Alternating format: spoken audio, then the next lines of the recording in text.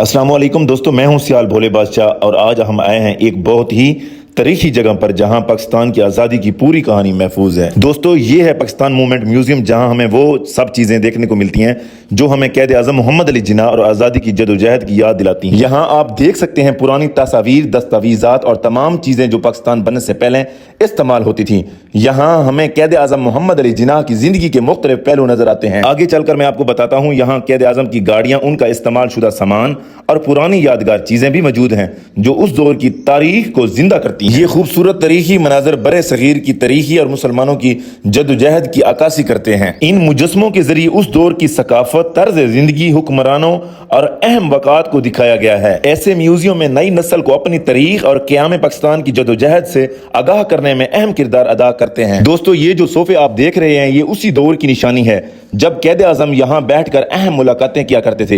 वाकई ये जगह तारीख को जिंदा कर देती हैं। ये जो सामने आपको दो कोट नजर आ रहे हैं, कैद आज़म मोहम्मद अली जिन्ना का इस्तेमाल शुदा कोट हैं, जो पाकिस्तान मूवमेंट म्यूजियम इस्लामाबाद में महफूज रखा गया है। कैद आज़म ने अपनी बसीरत, क़यादत और अनथक जदोजहद से मुसलमानों के लिए एक आजाद वतन पाकिस्तान हासिल किया। उनकी ये यादगार अशिया हमें उनकी अजीम खिदमात और कुर्बानियों की याद दिलाती हैं। ये मंजर तहरीक पाकिस्तान के अहम रहनुमाओं की तारीख मुशावरत को पेश करता है। कैद आज़म मोहम्मद अली जिन्ना और उनके साथी बड़े सगीर के मुसलमानों के हकूक और एक आज़ाद वतन के क़याम के लिए अहम फैसले कर रहे हैं।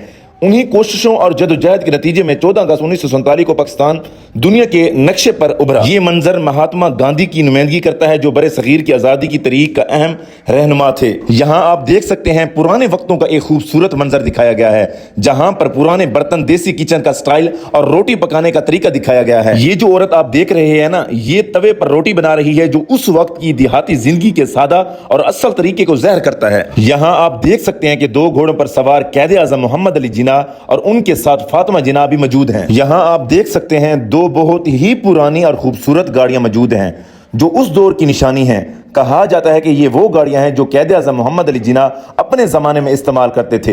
ये गाड़ियां हमें उस वक्त की सादगी और शान और तारीखी अहमियत को एहसास दिलाती हैं। इन गाड़ियों को देखकर अंदाजा होता है कि उस वक्त की सवारी कितनी सादा मगर बावकार हुआ करती थी। आज भी ये गाड़ियां हमें उस वक्त की याद दिलाती हैं जब पाकिस्तान की आज़ादी की तारीख अपने अरूज पर थी। और जैसे ही हम पाकिस्तान मूवमेंट म्यूजियम से बाहर निकले तो थोड़ी ही दूर शक्करपड़िया के पास एक अच्छा सा होटल नजर आया। वहां हमने खाना खाया, कुछ आराम किया और इस खूबसूरत सफर को मुकम्मल किया। उसके बाद हम वापस अपने घर की तरफ रवाना हो गए। एक यादगार दिन और बहुत सी तारीखी चीजें यादों में लेकर सियाल भोले बादशाह को दीजिए इजाजत। इंशाल्लाह नेक्स्ट व्लॉग में मिलेंगे।